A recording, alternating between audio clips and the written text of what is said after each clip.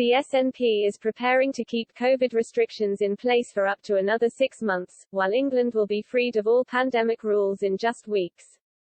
Boris Johnson yesterday announced England would lead the world in scrapping all coronavirus legislation, with more detailed plans to be outlined on February 21. He pledged that rules, including the need to self-isolate if you test positive for the virus, would be gone by the end of the month provided the current encouraging trends in the data continue. The announcement has heaped pressure on Scotland, Wales and Northern Ireland, with health a devolved matter. While England is on track to return to pre-pandemic life in just a few weeks, Scotland could spend the majority of 2022 still living under strict COVID rules.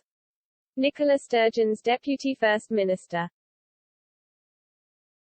John Swinney has announced plans to extend Scotland's COVID regulations until September 24.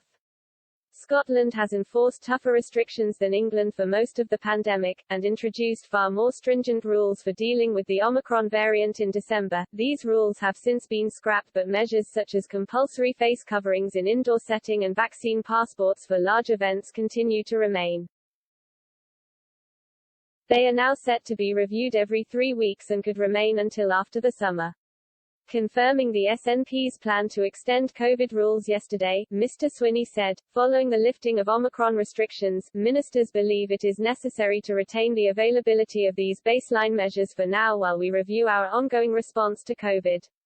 Taking steps now to extend these regulations does not mean that the regulations will necessarily remain in force until September, but will ensure they can continue for now, subject to 3-weekly review in what is still an uncertain period of the pandemic.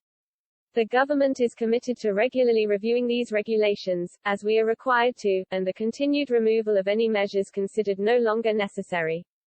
COVID cases across the UK have dropped considerably in recent weeks.